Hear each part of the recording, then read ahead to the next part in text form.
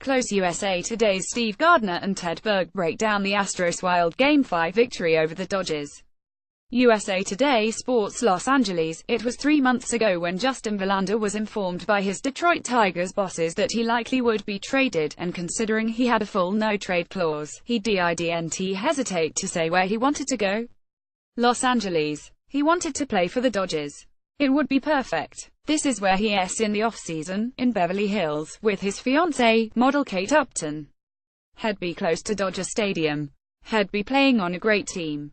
He'd be performing in one of the best pitchers' ballparks in the majors. Maybe, if everything fell in place, he could be on the mound in Game 6 of the World Series, pitching the Dodgers to their first World Series title since 1988, resurrecting memories of Oral Hershiser. Well, there's one little problem. More World Series coverage. Verlander indeed will be on the mound Tuesday 9/8 p.m. ET, Fox, in Game 6 of this mesmerizing World Series, but he'll be wearing orange and blue, pitching for the Houston Astros. Verlander could be the Dodgers' absolute worst nightmare, ending their dreams, and leaving them tormented throughout the winter, knowing how easily he could have been one of theirs. The Tigers would have loved to trade Verlander to the Dodgers, given the Dodgers' financial resources and pool of prospects, but there was one problem. The Dodgers didn't want him. Oh, they made a couple of cursory phone calls in July, but they didn't want to take on the remaining $56 million of his salary, let alone cough up prized prospects. They instead opted for Yu Darvish of the Texas Rangers at the July 31 non-waiver trade deadline, the same guy who lasted just 1 2/3 innings, giving up 6 hits and 4 runs, in the Dodgers' 53 defeat in Game 3. The Dodgers had a second crack at Verlander before the August 31 deadline, too, but like the 29 other teams, they didn't bother to claim him on waivers. They sat back and watched the Tigers work out a deal with the Astros with less than 15 seconds to spare before the August 31 playoff eligibility.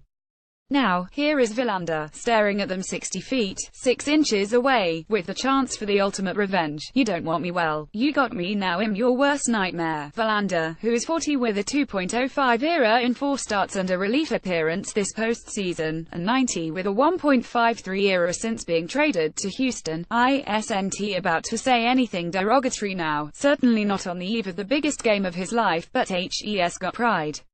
He has an ego. He was hurt that the Dodgers didn't think enough of him to trade for him. Why, even at the August 31 deadline, when the Tigers asked him if he'd accept a trade to the Astros, he was told that even if he waited until the winter, the Dodgers showed no inclination to change their mind. So he accepted the deal, packed his bags for Houston, and here he is in Los Angeles, after all, only on the brink of bringing the first World Series championship to Houston. These are the moments, Verlander said, that you want to be a part of as a baseball player. It's everything you could ask for. It's going to be pretty intense. Verlander has been to the World Series twice before in his career, pitching 3 times, but each time coming away empty. Now, after all of these years, he's got his chance. He's been that guy that's wanted the ball for this occasion for a long time, former Tigers manager Jim Leyland said. He's always been one of those guys that you can count on to step up. Now, one more step, and he's on top of the world, and there's not a soul in this world, the Astros say, they'd rather have on the mound. This is what we wanted, Astros coach Dallas Keuchel said, having Verlander on the mound. He's been the best pitcher in the second half of anyone. There's not a better guy we could have for Game 6.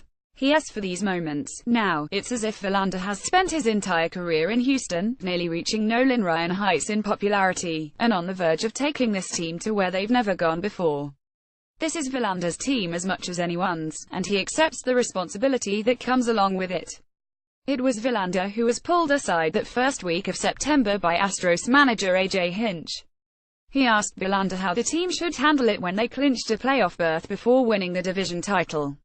A champagne toast, a wild party, just a few hugs and handshakes.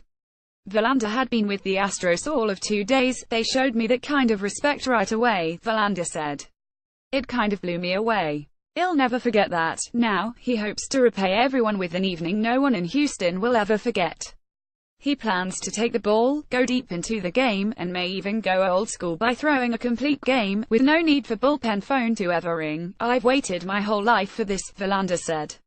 It's everything I always wanted. You dream of a night like this, a dream that could become the Dodgers' worst nightmare. Follow Nightingale on Twitter and Facebook. Gallery Best of the 2017 World Series.